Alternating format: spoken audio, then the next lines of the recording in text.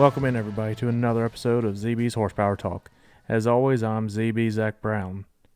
Huge episode for you today. Big time guest, Chris Lambert, joins the program.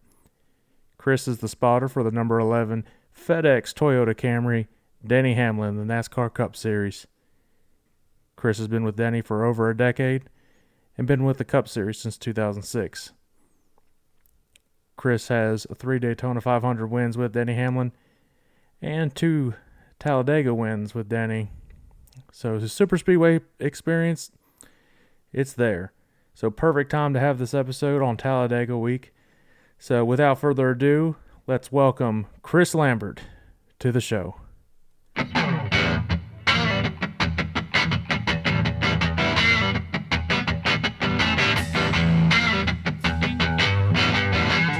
Well, Chris, welcome to the program. Appreciate you coming on. I know you're real busy this week, especially with Talladega coming on. So, again, everybody, this is Chris Lambert, the spotter for the number 11 Denny Hamlin car. Chris, how you doing? I'm good, man. How are you? Oh, I can't complain at all. It's exciting week for me as a spectator, as a fan, because I'm wearing the hat. Talladega is really cool. I've been there. So, fan perspective, it's a lot of fun. I'm sure it's a little bit different as a spotter's perspective going into Talladega week. It is for sure. It's completely different from our other 34 races a year that we do versus the Talladega and Daytona being so different. But it's fun for me obviously working with Denny and having the success that we've had at the super speedway plate races, that we do now. But it's a lot of work. It's a lot of this week's been busy with rewatching film and re-listening to audio and just seeing how the races play out, especially with this new car, because it races so different than what we've had in the last several years, obviously. But I'm looking forward to it. It can be a nightmare for you. It can be or it can be fun. And I try and go into it with an open mind and just know that if I do my job, we're gonna have a chance to win the race at the end of the day. Well, how long have you been a spotter for Denny Hamlin? I started with Denny in 2012. So I've been with him now for 11 or 12 years. And at the Cup level, I've been doing it since 2006. So been doing this a long time. Well, what got you into the whole racing world, and what led you to be a spotter in NASCAR? Hey, well, I get that question a lot. What can I do to become a spotter? Or how do I become a spotter? And jokingly, I tell people, don't pay attention in school because you just fall back on it, right? But no, it's born and raised in Kannapolis, North Carolina, right here in the heart of stock car country, and the home of Dale Earnhardt and Dale Earnhardt Jr. And but born and raised, my cousin, when I was younger, ran dirt cars around the area at Metrolina and the old Concord dirt track and Cherokee and places like that. So I think I was 3 months old when I went to the racetrack for my first time with my aunt, my mom. My mom ended up with cancer, and my aunt pretty much raised me off and on. So I was in and out the shop, in and out of the track racetracks and hanging out with her, and just always been born and raised and grew up in the sport, being in this area. And then through high school, formed a relationship with Mike Herman Jr., who is actually now he's the spotter for Chris Buescher over at RFK in the 17 Cup car. But at the time, he was driving racing late model stocks around this area, Virginia, North Carolina, South Carolina area. And we went to high school together. I went to work for him full time, and just between working on the race cars, setting the race cars up, and going to the racetrack with him, being the only full-time employee that he had, his uncle, his cousin actually was doing all the spotting, but he was a high school football coach. Okay. So when we started racing more and more and more on Friday nights, and he couldn't be there, me being the only full-time dummy, I guess that you could say, working for him, I got thrown into the spotting role and progressed up from there. Well, that's awesome. I'm guessing you have to have a pretty long attention span when you're a spotter. You can't constantly be looking at everything, and you got to have a lot of patience, I would assume, to be spotting, especially at the track coming up. Yeah, you do. It's with the radio situation we have now and us being the direct contact for NASCAR for the tower every race. They're in my ear, so I have my headset with two ports on each side. I have my primary talk radio on one side that I talk to the car on, and then I have a second radio on that side that I listen to myself on that channel to make sure I don't have any interference, any static, any radio issues, to make sure it's transmitting correctly the way it's supposed to. And then in my other port on my other ear, I have my channel 2 radio, which I talk to the crew chief and the pit crew on directly that Denny can't hear. And then I also have a NASCAR radio that we have to scan NASCAR to see if they're giving us any kind of directions that they want us to do, or trying to move us to a certain spot before a restart or something. So you got a lot going on in your head, and you got to be able to compartmentalize and understand what's important right now, what's not, and that type of thing. But yes, you have to be. My youngest son Cameron, who's 16, he wants to get into NASCAR, and he said he wants to become a spotter, but there's no avenue or anything to go to other than going to your local short track and volunteering for people and letting them gain their trust and letting them, all right, start off spotting practice and then work your way up to spotting a lower division race and then work your way up to a big race. But I'm trying to get him to go into the tire changing side, because that's, as we say, that's where the money's at. Now, it's a young man's sport, and it's not something you can do long term like we can spot long term. But he's an athlete, and he's definitely built for it. So we'll see which direction he goes. But he's been listening to me. I started this in 06. They've been listening to me spot since 07, when NASCAR came out with first the NASCAR app, and we could listen to the guys. So they've heard me spot hundreds of races, if not thousands of races, over the last couple of years since they were young toddlers. So they no doubt know the lingo, know what I'm saying, and there's no doubt in my mind they could do it. But just trying to gain that access to have an opportunity to be able to do it for somebody at the local level would be where you start. But it's been fun. Well, that's awesome. Well, good luck to them. Hopefully, they can get something out there and start progressing their way up, or they can listen to you, which I know kids are hard to listen to their parents and everything, and actually become a tire changer and stuff. Yes. So that's cool, keeping in the family. I mean, in the end, racing is a family business. So even as big as NASCAR is, it's still a family business. Still a tight-knit traveling circus, as we call it. And even though we compete against the 36 other teams every week, I got friendships that I built on about every one of them, and would do anything in the world for them if they needed it. And I feel the same way about me. So, well, the big thing that people don't really understand about racing, it's more of a team sport than anybody realizes. You saw Kyle Larson won a championship because his pit crew got him off the pit road at Phoenix first a couple years ago. How, as a spotter and everything, how long did it take for you to develop that chemistry with Denny and both of you become comfortable with one another, understanding each other's lingo and what you need to do? I feel like it was fairly quick. One of the things that the NASCAR app allows, and actually Toyota Racing Development has, which I think most manufacturers now have it, a certain form of it, but we have an audio. So they record pretty much every race, every practice, every qualifying session, and they put it into a file, and I can go back myself and pull 3 years worth of radio transactions from every race for the last 3 years. Now it goes deeper than that, but I only have access to the last 3 races, or 3 years of races. So Denny had, because I was at Red Bull with Brian Vickers before I came to Denny. They were a Toyota affiliate, and they were shutting down. They told us that probably around May of 2011 that at the end of the year they were shutting down and gonna go back to just concentrating on the F1 stuff. So Denny was looking to make a change, and he had heard some of my audio from Toyota, and he reached out to me and was like, "Hey, I hear you're going to be available next year. Is that true?" And I'm like, "Yeah, I don't have anything set in stone.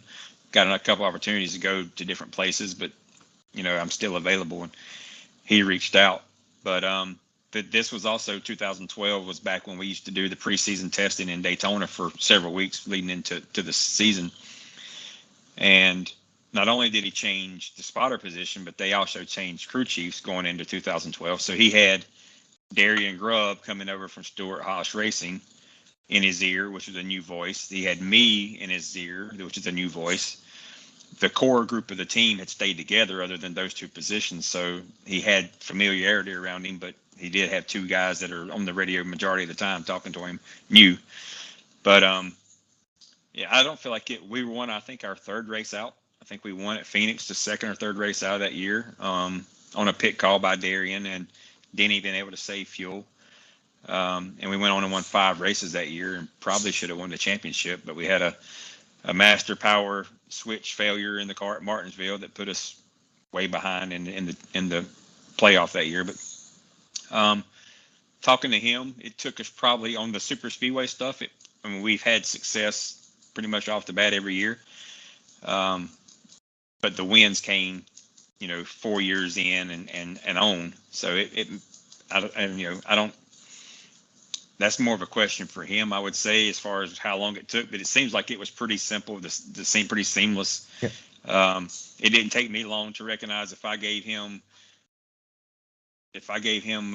not a directive, but if I gave him a call or something that I saw or cleared him into a hole, there was no hesitation pretty quickly. If I cleared him to a tight hole, he was jumping in as quick as Brian Vickers, who I'd worked with for the last 3 or 4 years. So it seemed like it was pretty seamless. How many Daytona 500s do you have with him? We've won 3. I mean, no big deal. No big deal. Yeah, we had a little bit of success. Not a big deal. How many times has Denny won at Talladega with you? We have won twice. We won 2014 and we won again in 2020. So we've won 5 of those total, but if you count the twin 150s or the Gatorade 150 duels or whatever, and then you count the clash race that was on Daytona for a year, we've probably got 10 wins on super speedways together over the last 10 years. Is there a preference as a spotter perspective between Daytona and Talladega? Both are just the biggest ovals we have on the circuit. And Daytona, at least now, is a little bit rougher, and then Talladega is a little bit smoother than that. And start-finish lines completely different locations, and Talladega is a lot wider. There's more ways to move around and stuff. So, right. Is it easier for you to spot at Talladega, or is it Daytona? For me, it's easier to spot at Daytona. Okay. Where the spotter stand is in proximity to the racetrack. We're right at start-finish line at Daytona, and since they built the new Daytona 1, as they call it, they did renovations back in 2016. They've actually raised our level from where we were before. So, looking at turn 3 through your binoculars over there at Daytona doesn't seem near as far away as Talladega does, but as proximity to where the spotter stand is. And the biggest thing is the wider it is, the more maneuverability that guys have to be able to move around and create different lanes and get to positions that, at Daytona they can't get to just because of the proximity to where the wall is and the apron is. So the more cars there are, and Daytona is easier. It's easier for the 500 for me than it is the dual race, because with 20 cars versus 40, they have a lot more maneuverability there as well. You can make that place with less cars seem like it's as wide as Talladega, so they can make stuff happen. But I enjoy spotting at Daytona a lot better than I do Talladega, just for those reasons. Are you and the other spotters in constant communication with each other, not just even at Talladega, but at the other tracks as well, saying, hey, this is what we're seeing? And especially, I mean, definitely the speedway races, you want to be like, hey, which line are you going in? We've been working well today. Are you constantly talking back and forth with everybody? It doesn't really matter the manufacturer? Yes, we're in constant communication, but the manufacturer since 2016, which is our first Daytona 500 win, if you go back and look at that race or look at the highlights, the Toyotas pretty much dominated that entire day. I think we led 120 some laps of the 200 as the 11 car. And probably led more than that as a manufacturer, obviously, because Kenseth was actually leading the last run until the last lap when we were able to pass him at the line.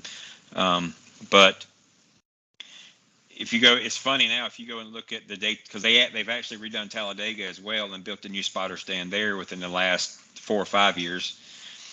And if you go up to the spotter stand at Daytona and now the new one at Talladega, you have it sectioned off by manufacturer. It's not where you normally used to go. Wow. So all the like this weekend at Talladega, all the Fords will be at the far left of the spotter stand, which is closer to turn 4. And then you have a few Chevrolets sprinkled in, and then our 6 Toyotas will be together. And then the far right is, we call it the HMS corner. That's where all the Hendrick guys go. And like the Stewart, the Trackhouse guys. So it's like, it's sectioned off by manufacturer more so now than it is just what your preference was before. But it's so you can communicate, right? So, when you're trying to coordinate a pit stop and you're coming from a pack running 200 mile an hour and you got to get down to 55, you got to be able to get out of that pack without getting run over or causing some issue behind you that's going to bring out the caution. So there's definitely a lot of communication going on. Like if I'm on the back of the 20 pushing, trying to get some energy for our lane, and Christopher's just out of control and can't handle the push, and Stevie, his spotter, would be like, hey man, don't push at this point in certain spot on the racetrack because we're too free, or the car's out of control, or we got you're driving the car for me instead of Christopher being in control. So there's a lot of information like that going on. Just trying to keep the race flowing and make it to where it's as seamless as possible. Last fall, I was at the Talladega race, and something I did not expect going in. There weren't any cautions. There weren't any crashes, nothing like that. I think they might have spun at the last lap, crossing the start-finish line or something. But the only breaks were the stages.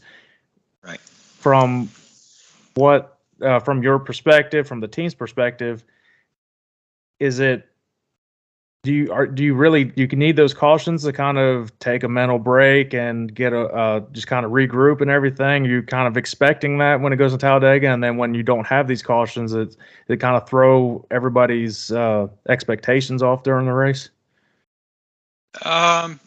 Yes and no. I mean, for me, I would prefer. I do enjoy the stage breaks just because it gives you a chance to calm down and regroup, because like we talked about earlier in this podcast, what we do at Daytona and Talladega is far different from what we do at a normal racetrack. And if you listen to my radio, the 11 radio at Daytona or Talladega, it sounds like I'm an auctioneer. I'm just constantly feeding Denny information about what's in front of him, what's behind him, where the energy is, who's doing what, who's making what work.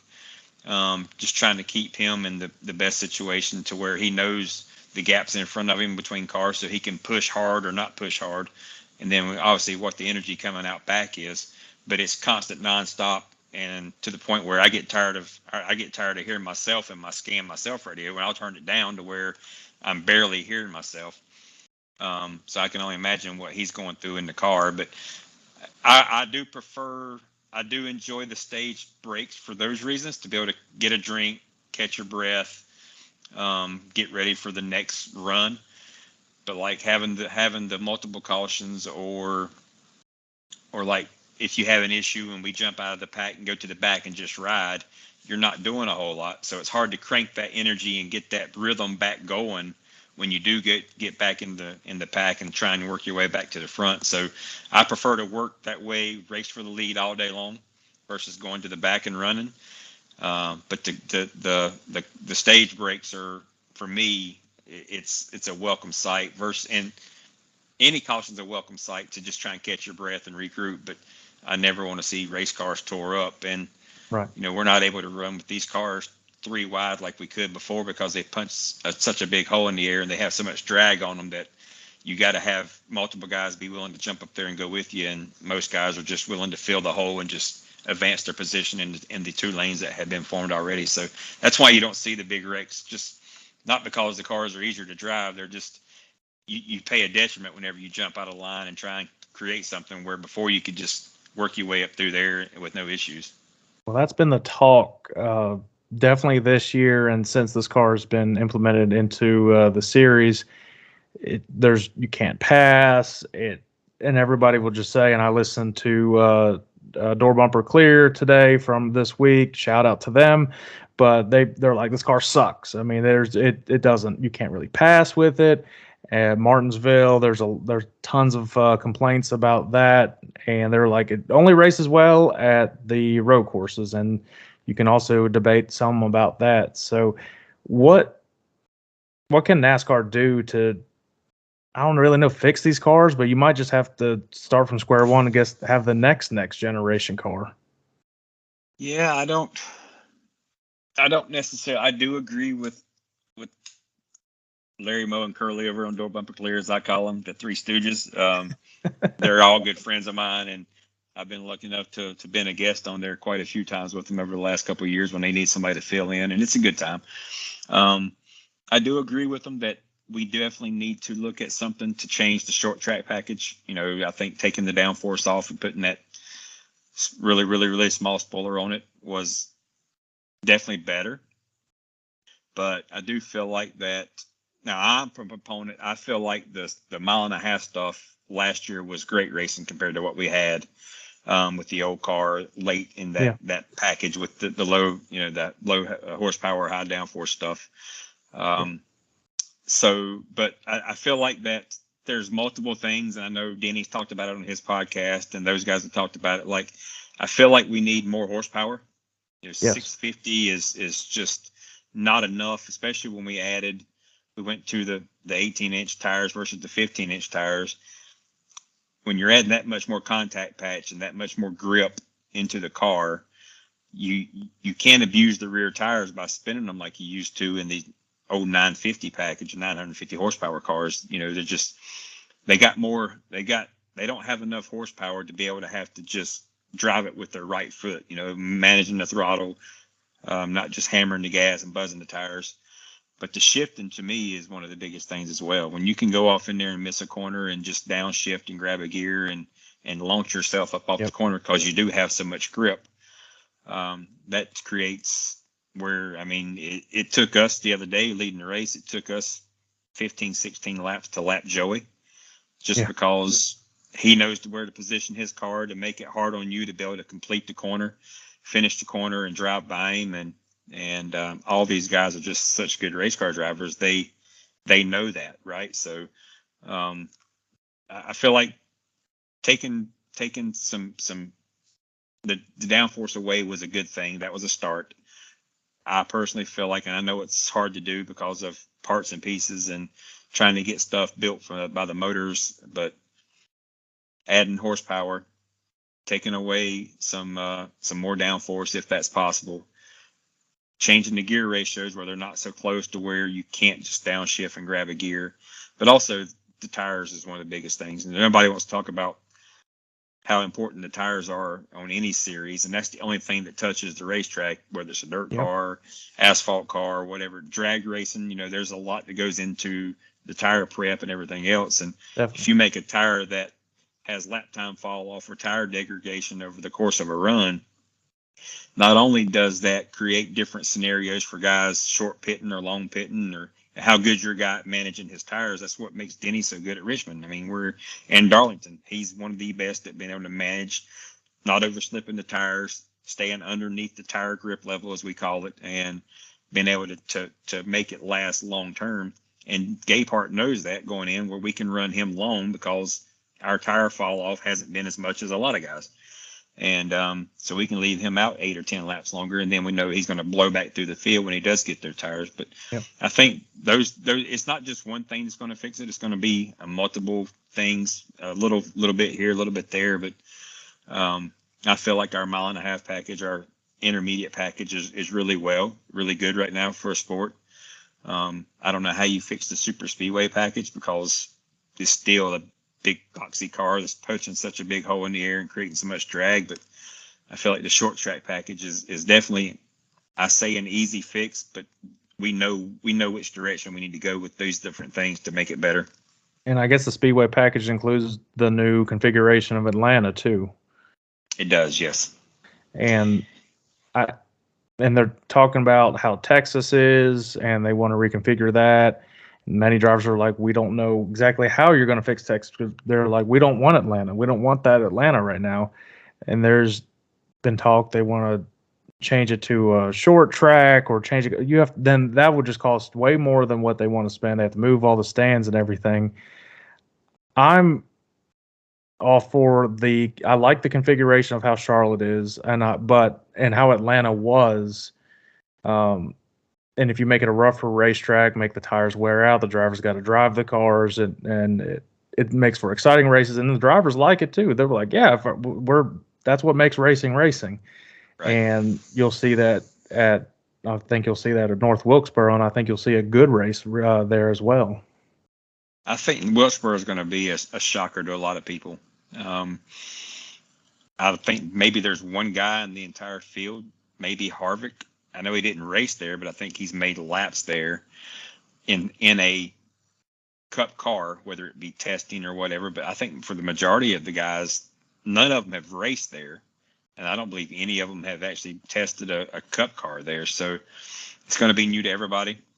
A few guys have ran late models or something there over the past years, but Drew Herring, who actually spots for Martin Truex Jr., he is also the Toyota, the TRD Wilforce test driver. He's ran some Xfinity races for Gibbs in the past, and he just finished a 2.5 day test there. So all the manufacturers had their Wilforce test cars there Tuesday, Wednesday, and today. He called me on his way home, and he said, I think he posted something on social media. He's like, I've never worked so hard to go so slow. And it's just because after a handful of laps, you start to see that tire degradation that you need. And it's going to be about who can save their tire the best, but keep the lap time where it needs to be able to race forward or whatever, but still save tire. You're not going to have a race where you see a lot of these late model stock car races that run 100 laps and they're not allowed to change tires. So they go out there and go as slow as they can to feel like they're staying underneath the tire, and then they race at the end. The All-Star race is going to be split up into the segments that we're all going to be going hard, but you'll still have to have some tire saving going on. So I feel like that race is going to be a good idea of what these cars could be if we had more of the tire fall off and all these other places too, that the racetracks just wear the tires down and make the drivers have to make a decision. Do I want to go hard on the front side and give up on the back side and hope I have a big enough lead that the caution comes out and I don't get overtaken? Or do I let those guys run off and abuse their stuff, and I'll save my stuff and get a long enough run to where I catch them? And you have that point where you got comers and goers. And it just, right now, a lot of these places we go to with the tires the way they are, you just, from the drop of the rag till the next caution comes out, you're going as hard as you can go because there's a couple of tenths of tire fall off, and that's all you see. Well, you'll get to have multiple races up there. For those who don't know, you also spot for the 24 truck of Rajah Caruth in the Truck Series. So you'll get a little bit more action up there, a little more experience under your belt with Wilkesboro. And do you think you can correlate that and translate that over to having more success with Denny in the All-Star race, since the trucks will be, I think, first up before right after the late models that week? Yeah, I mean, obviously, and I'm that way with any track we go to, but especially one that obviously I've spotted there back in a late model stock car back in 97 or 98 was the last time I was there. I was 5. Really? Yeah. Nice. But we did a test there when I was with Red Bull, when Brian Vickers had his bout with blood clots, and we had to get him out of the car back in 2010. We actually brought in Matthias Ekstrom, who is a Red Bull athlete, but he's from overseas, and he runs, I guess it's an Audi type series over there. So he had never sat in a national stock car, but we brought him in and we took him to Wilkesboro and tested then back in 2010. But I feel like I'm better as a spotter, even though I go to these racetracks some twice a year, some once a year, every year for the last 16, 17 years. But if I can work an ARCA race, or if I can work a truck and an Xfinity race going into the weekend, especially with no practice, you can see trends of how the track trends, what lines work, what doesn't. Sight lines are different, so you can get your angles and your sight lines set in, and you know more what to expect going into Sunday. It just helps me I think it helps most of us overall to have reps, right? Just Yeah. the more times you get able to do something in any particular venue or anything else, it just makes you better, even though the vehicles are different. It's same with any sport. Any sport, reps matter. Absolutely. And just, having that same NASCAR guy in your ear, and you get into a flow of how they're calling the race and what to expect with the choose rule now, when they say pit road's closed, pretty much you're coming back to choose that lap. So just you're hearing the tower and how they call things and their flow and their lingo, and it just helps you overall. But I think for sure it'll help on track. It's going to help that we all have practice that weekend because we haven't been there. So having the practice under your belt is going to be good for us all. But Yeah. I do feel like just knowing and watching a complete race and how the lines move, how the track flows when it takes rubber, and what you have to do is definitely going to help us all. Well, when they've gotten rid of a lot of practice time this year, and basically the only time the cars get on the track or qualifying runs, and if qualifying rains out, these cars aren't on the track until race day. And we saw issues. I believe it was at Daytona beginning of this year. The cars weren't on the track because of, I think there was rain, and they started just with qualifying. They hadn't been on the track at all. Even fired them up, even got hot laps in, and there were some issues with people being able to start the car and stuff like that. And I think they saw when it was during the COVID year, like, hey, we can do it without practice and stuff like that. But we're through all of those times.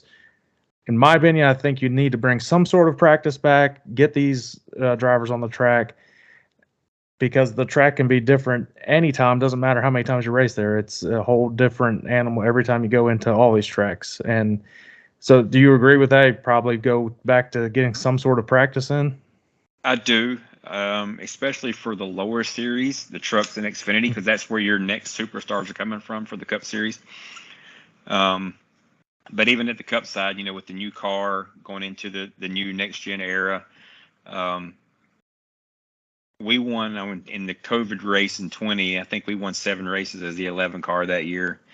But what our focus was on was Chris Gabehart, our crew chief, and Sam McCauley and Ryan Bowers, our 2 engineers.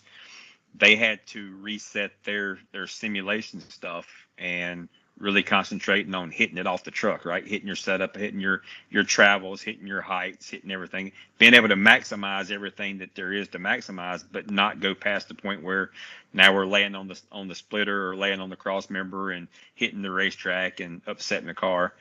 And we won a lot of races that way by coming off the truck and being one of the better cars that had done it through simulation. So, but I feel like there's no substitute for practice. Now, Allen Iverson may disagree with we're talking about practice, that kind of deal. But, you got a guy like Harrison Burton to come into the series last year with the new car, coming to a lot of the racetracks and racing against the Cup guys that are the best of the best.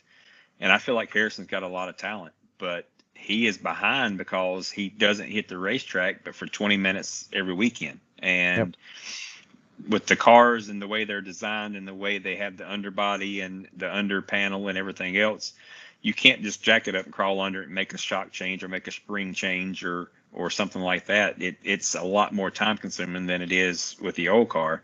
So even though you're getting 20 minutes of practice, you're still locked into the same 4 shocks, same springs, same front end settings, same stuff like that. Your dynamic wedge can change a little bit, or you can manipulate and change some of your rebound or compression on your shock stuff with clicks, but you're not going to be able to take a complete shock or spring off and just go to something different.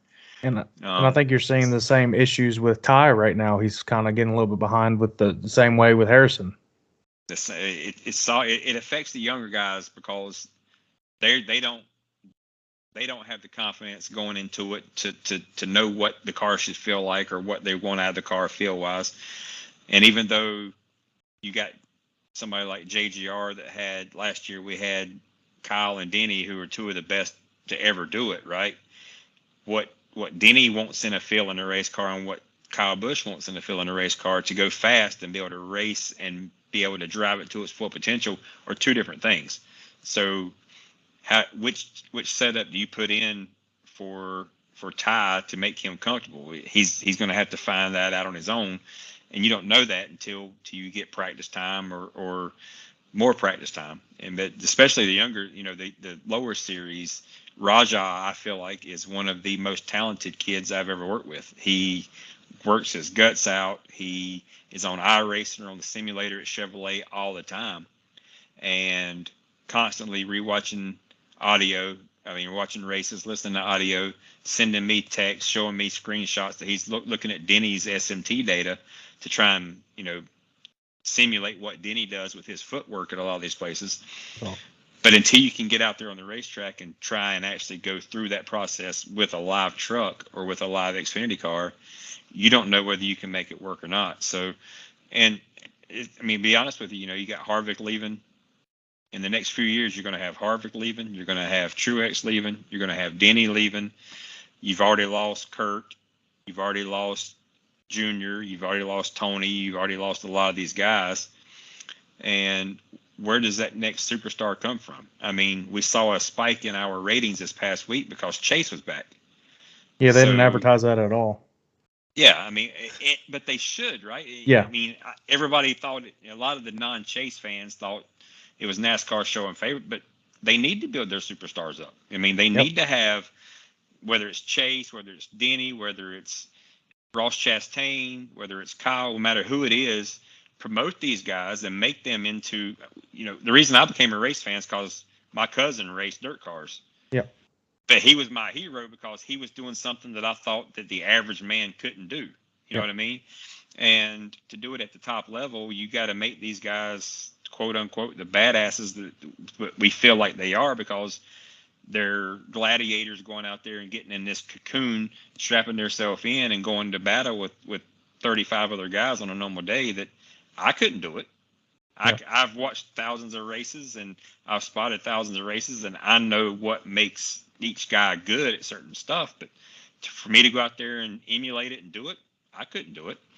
But we got to start building the next Chase Elliott or the next William Byron or whoever that is, to try and build a fan base around them. So when Denny leaves or Harvick leaves or Truex leaves or whoever the next one to walk away is, those fans don't just leave the sport. They find that next guy that they can see themselves in, or somebody that makes them feel like that they're worth putting their time and money into and keep them in the sport.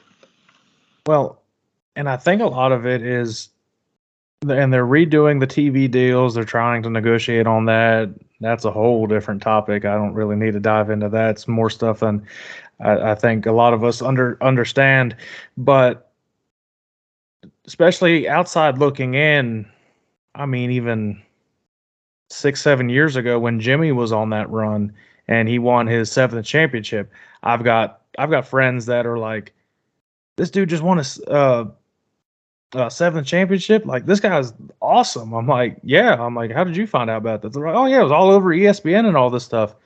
Right. I'm not seeing a whole lot more. I mean, they might do a brief, quick segment about it, but I think, and NASCAR is going to do what they want. They're not going to really care what I have to say. But this is coming from a fan's perspective.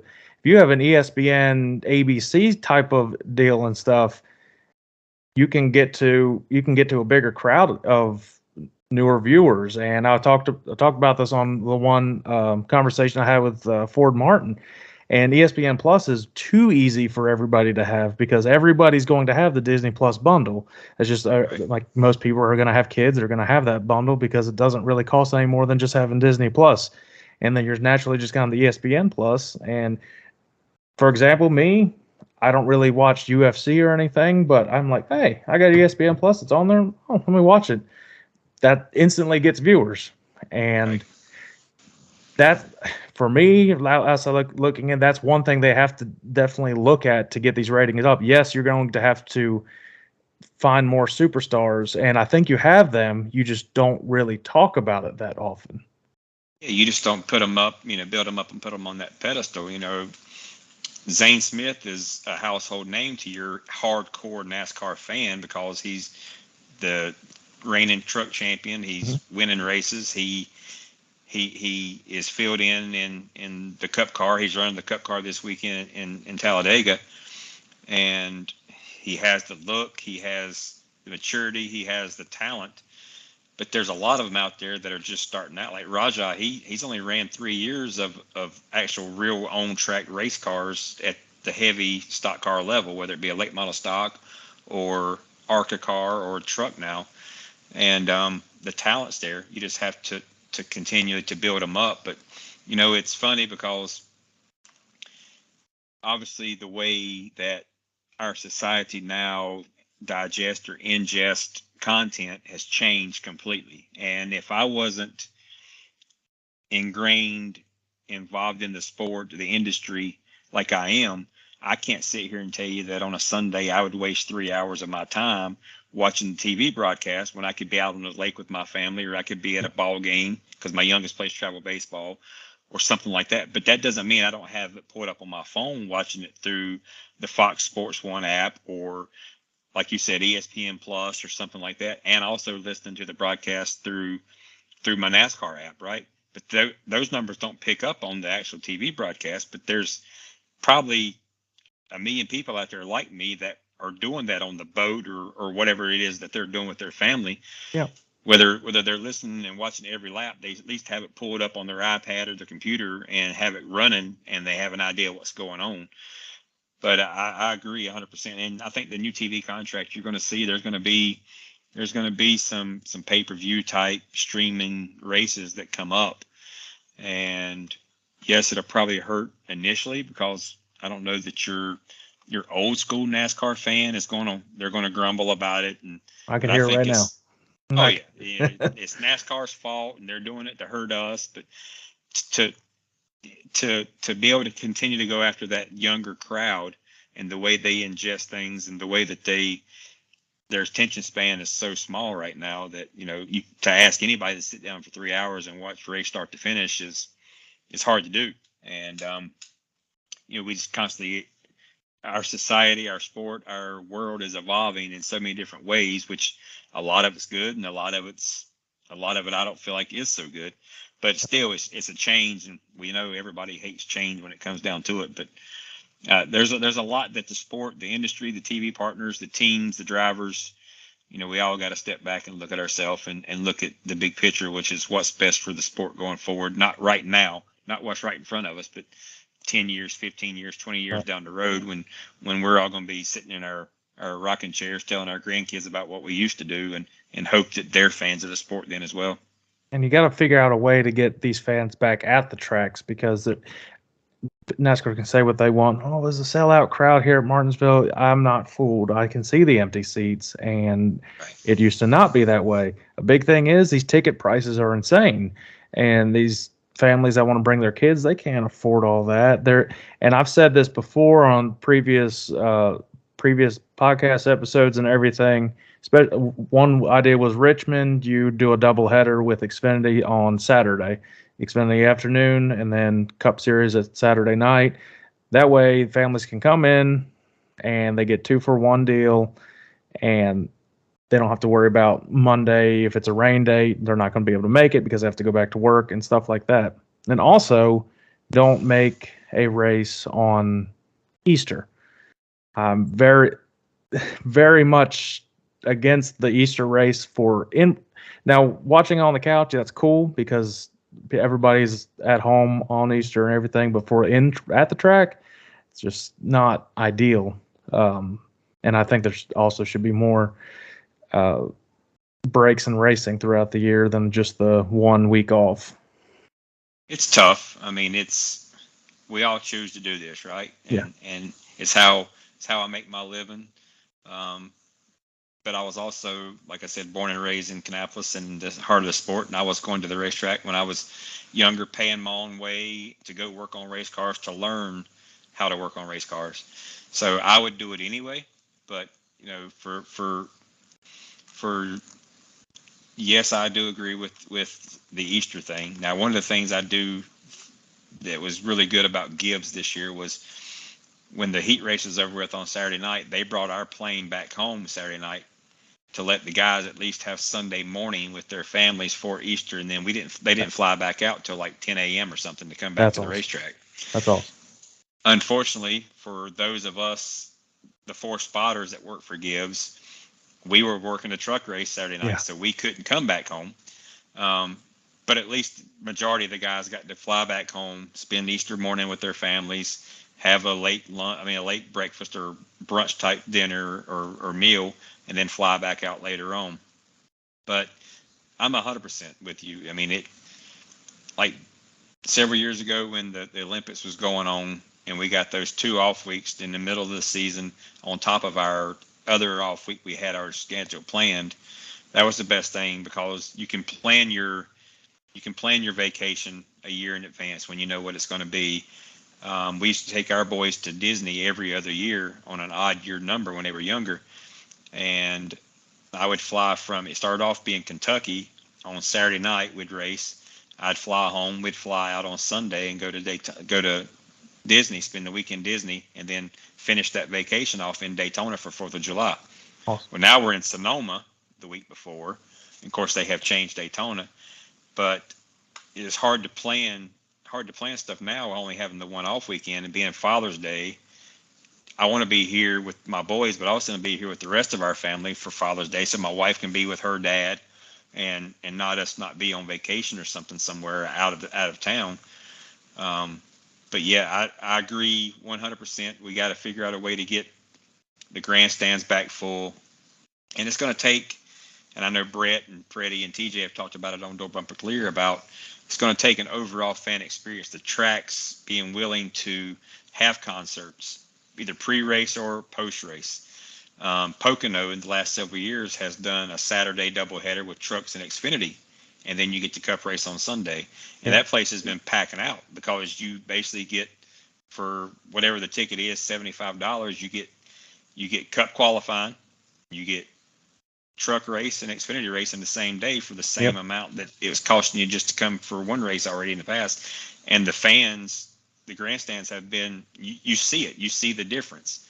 And, they've offered some meal plans and stuff like that where a family of 4 can get 4 hot dogs, 4 drinks, and fries or chips or something for like $25, where a hot dog and drink most places now cost you $25. So Yeah. it's there's a lot that the sport can do. I feel like that with the management and the leadership that NASCAR has in place right now, with Steve Phelps coming in over the last couple of years, they've been more open and talking to a lot of the track owners. They've been, SMI took all their stuff back in-house, took it off the stock market, and same way with the NASCAR stuff. So they have more flexibility to be able to do stuff and move stuff around and open the dates up. Going to Chicago this year for a road race, which I'm not looking forward to. Don't get me started on that. I'm going to dive in when it gets a little closer, but yeah. I'm not looking forward to that at all. Just they don't want us there. And it's going to be, I hope it goes off without a hitch, and I hope it's good, but I don't have a very good feeling about it. But anyway, I do feel like NASCAR is at least opening their eyes to what can we do for the overall fan experience to make it better going forward, to try and get that hardcore fan that has either been here and gotten bitter about things back, or to get the younger fans that maybe don't have a dad at home that's a gearhead and working in the garage on his car, because cars have become so electrical and everything driven now that it's not going out there and dropping a motor down into a 69 Camaro and playing with your carburetor and everything like it used to be. So try and figure out a way to get at least people excited about what we have. Well, look at what they're doing at Wilkesboro, and that's for me. That's a big step in the right direction, and I'm hoping they do a similar type thing to Rockingham. That's getting a fresh pavement as we speak right now, and a bunch of renovations there. So hopefully they can attract something again with NASCAR. I know the trucks tried it for a year, about maybe 10 years ago now, but that would be a big step in the right direction. Again, I'm not going to get into the Chicago I thing right now, think but yeah. I can't speak for facts, but my gut opinion and what I do know about the sale of Fontana and the racetrack property and everything there, I personally do believe that the date that we had in Fontana is going to end up at Rockingham. That's just my gut feeling, gut opinion. I feel like we'll be back there with the Cup cars. Fingers crossed. Maybe not next year, but 25, because they are doing a lot of work down there as well with the funding that the North Carolina legislation has given a lot of the racetracks in North Carolina. So Yeah. that's just my gut opinion, and I hope I'm right. That'd be great. I'm thrilled to see Wilkesboro back, going up to college and everything, driving past it all the time, and it was just like it's like a graveyard. And then you see it in Dale Jr. Series with the Lost Speedways, and well, speaking of Junior, he was a big part of bringing Wilkesboro back. First, Yes. rejuvenate a little bit to scan into iRacing, and then Marcus Smith gets involved, and they put a few $1 million into the track and get it to where it needs to be. And that late model race last year was insanely packed, an amazing sellout, an amazing race. And I mean, yeah, the number 3 Sundrop car was there, but that was a big part of it. But I mean, that's just so cool for that community up there, and it's still that small town, and that's what NASCAR was built on, and that's what it's all about. So I'm glad they're kind of going back to its roots with that, and they kind of double back when they go to other tracks for the season. But hopefully they can keep doing this. I agree. I mean, it's, NASCAR done what they felt like they had to do in the big boom in the early 2000s, late 90s, early 2000s, when everything started selling out, and you'd build these Charlottes with 170,000 seats, and it was selling out every year, every race. But as a whole, our sport was built on a regional platform, right? In the North Carolina, the Southeast, North Carolina, South Carolina, Virginia, Georgia, that area. Yep. And we expanded to the markets that we needed to. I feel like, you always going to try and build the sport globally versus just regionally. But now that we have seen that the sport's never going to get back to the popularity that it had before, or like before my grandfather passed, he would always say, "Son, are you okay?" He passed in 15. With your job, I'm hearing that the tracks aren't full and the TV numbers are down. Are you sure you're safe in your job and your job's going to be there? And I was like, Grandpa, you're comparing NASCAR to NASCAR when it was the hottest thing going. You're comparing us to ourselves. If you compare us to every other major sport out there, football, baseball, basketball, soccer's taken off now, so it's getting some energy behind it. But we are more than holding our own when it comes to these racetracks. Yes, you might look at a Charlotte that seats 160,000 and see that it's half full. That's still 80,000 people. Yeah. There's not many NFL stadiums out there that hold more than 80,000 people. So if they're full and we're half full, we're still getting the same number. And everybody talks about how well the NFL was doing. I'm like, so yes, comparing us to ourselves, I don't think we'll ever get back to that craze the way it was, because we don't have Dale Sr. We don't have Rusty Wallace. We don't have a lot of the guys that had to race to put food on the table when they first started out to grow the sport to what it was. But if you compare us to the other sports that are across the United States and across the world, we're still doing really well for ourselves. So the job is safe. But, I feel like that NASCAR has done a lot of good, like I said, and I'm excited for where we're going. I'll put it that way. Well, that's good. That's definitely really reassuring to hear as a fan, and one that I want my son to grow up. He's 4, and my daughter, will be born here in a few weeks. But for them to grow up into racing, my son went to Millbridge one time. He said, "I want to be a race car driver." So I'm like, "Oh, great." Oh, I'm okay. like, "You better go get a sponsor then, bud." But Yes. a couple things I want to touch on before I let you go. I know you got a lot going on getting ready for the big race here at Talladega. One thing that's been talked about for this year are the penalties issued by NASCAR and how inconsistent they have been when they rule them, and then how the appeals process works. And it seems like it's who you know and who you are and what your standing is with NASCAR and how much money you can bring into the sport depends on how your outcome will be with these appeals. And your driver has been directly involved with certain penalties and stuff that have been inconsistent over the past. So we'll touch specifically on Denny's and everything. Uh, First of all, they penalized him after the fact. He went on his own podcast and was mentioning stuff about that. Right. I don't agree with. I don't agree with what they did there. And then you see drivers like Carson Hocevar in the Truck Series, and he's had a long history of having these type of incidents on the track for the last couple of seasons at least. So touch on that a little bit. Yeah.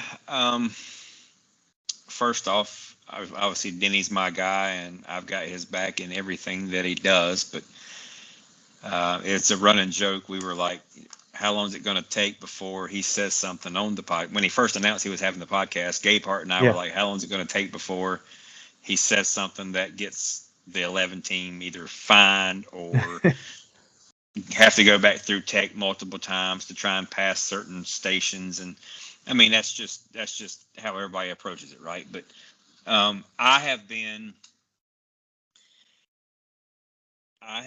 a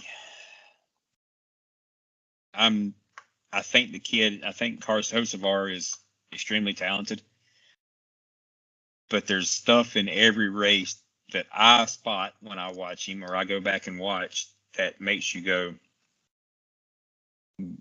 how is he getting by with this stuff? Whether it's spinning himself out on purpose because he has a cut tire or an issue, blatantly taking people out. And for anybody that knows anything about racing, right rearing somebody at any racetrack, I don't care how slow or how fast it is, that's the Dangerous. street level. That's the street level of trying to commit murder, trying to commit manslaughter, because you're intentionally trying to hurt.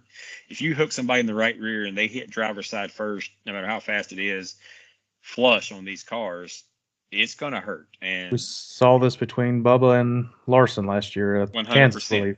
Yeah. 100%. And so I personally don't know what the difference, other than he didn't admit to anything.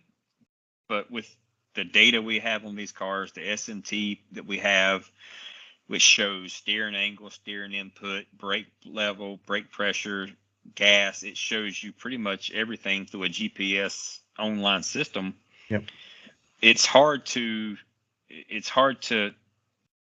even though you don't come out and admit to anything and admit guilt, it's still hard to hide that from people that know what they're looking for in the data. So I was shocked this week when they came out and said there would be no further penalties. The 2 laps was, for me, laughable. That's nothing. At the end of the race, too. Because we never restarted the race, right? So it never hurt him going forward. Now, if there's retaliation down the road, he gets around that truck. Does NASCAR call that because of the previous history? It's like you're on a slippery slope when you start trying to make judgment calls about what's a penalty and what's not. And I even said it on the Door Bumper Clear podcast last week. I'm an advocate because I do feel like NASCAR and the appeal process, they're not in control of that.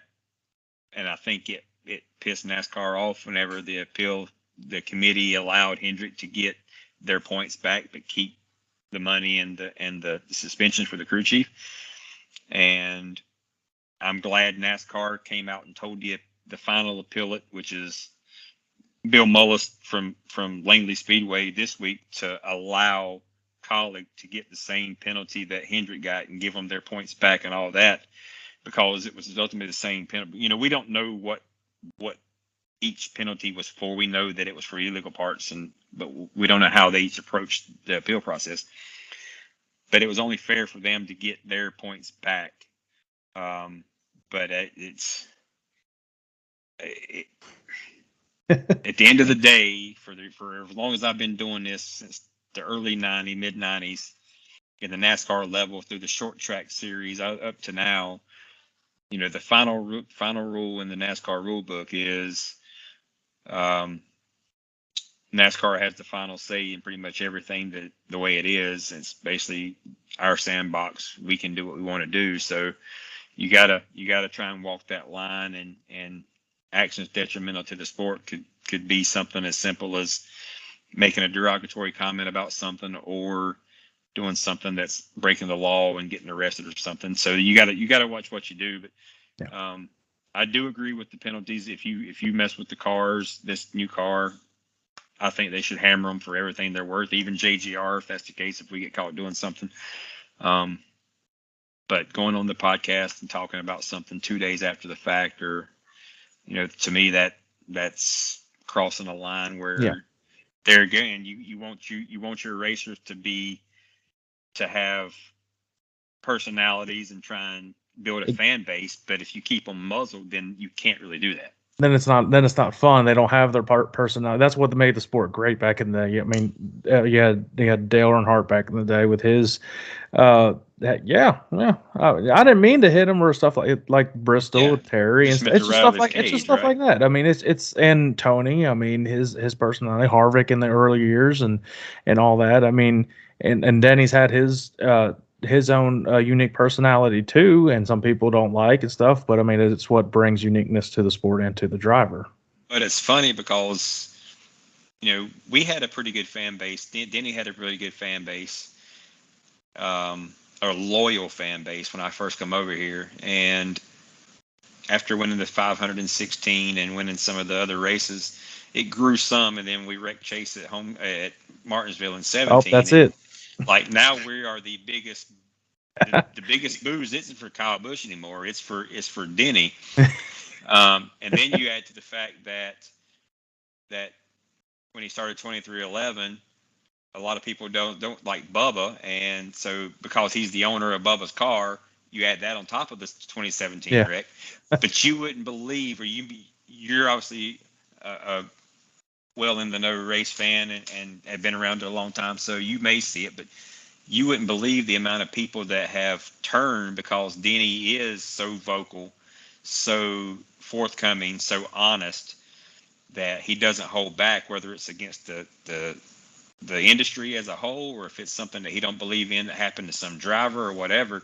He's going to voice his opinion and be open and honest. And a lot of people that were like, I used to hate Denny, couldn't stand what he stood for, what he does on the racetrack, are coming around because he's showing that personality, right? So if he can make people that wasn't, not even people that weren't fans, but just despised him because of what he done or what they felt like he done, because he's being who he is and has the ability and the sponsorship and the company behind him to let him be who he is. If everybody would do that, or have the comfort to do that without repercussions from NASCAR or the sponsor of the teams, then it could be, you know, you could build a fan base just off of people that like people that stand up to authority, right? So I don't know. It's a double-edged sword. Well, let's end on a non-controversial talk or anything like that. Just I talked to my dad on Wednesday's podcast about his perspective outside looking in on where he would want to be, since we're at Talladega this weekend, where you want to be with 2 laps to go and even the white flag. Well, you guys have had so much success at these big speedway races. where do you want to be? Do you want to be in the catbird seat, to be in the first place when it goes 2 to go, or is there a different spot that you guys would rather be at?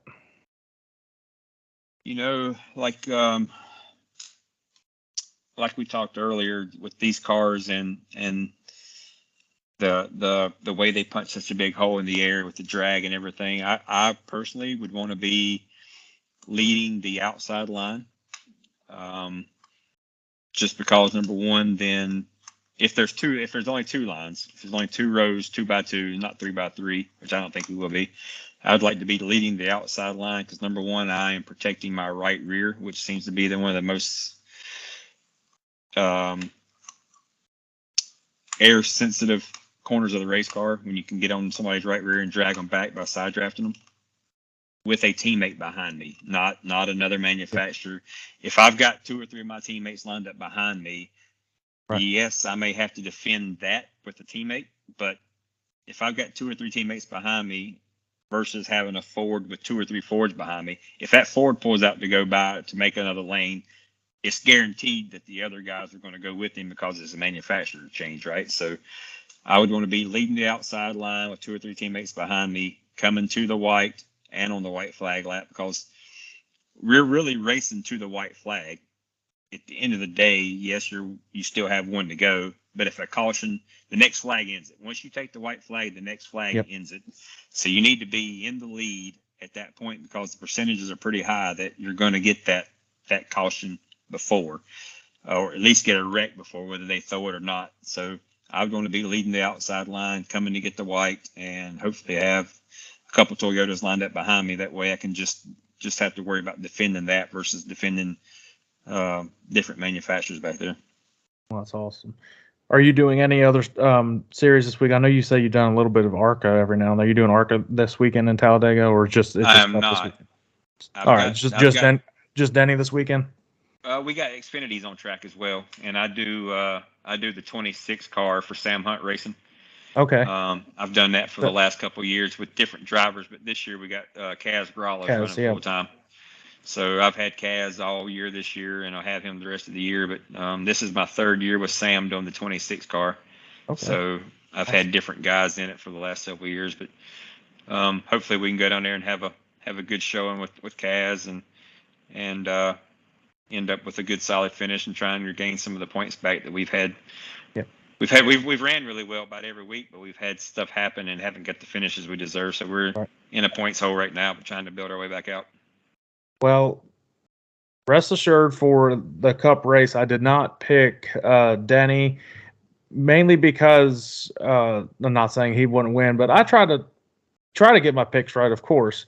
But I have the worst luck apparently with picks, and I've apparently been jinxing everybody with my picks this year. So Denny should be thankful I didn't pick him because he was on my radar to pick. So there you go. I helped you guys out with that. I picked Austin Dillon, just the fact I'm like 3-car Talladega, iconic, but I mean it's Talladega. It's a crapshoot. You don't know who's going to win. You don't. But that's what the fun is for me. Might be a little stressful on you guys going into this week, but good luck. It's going to be awesome to watch, and Talladega is always about having a backyard barbecue and turning on the big track for me. So good luck with all of your teams this weekend, and get there safe and keep having success this year. And thank you for coming on. I really appreciate it. Absolutely, Zach. It's been fun. It's always fun to come on and talk to people that are knowledgeable about the sport, and get asked some different questions that you don't get asked normally, and being able to elaborate on stuff like that. But anytime, it's we're wheels up in the morning, heading down there for straight into qualifying and straight into the races with no practice, like we talked about. So it should be a fun weekend, and hopefully it turns out good for the Toyota camp anyway. Oh yeah. Well, if you enjoyed this show, this podcast, like and subscribe down below on the YouTube channel, and follow on all social media platforms and anywhere you get your podcast. Everybody, Chris Lambert, spotter for Denny Hamlin. Thank you, Chris. Yes, sir. Thank you.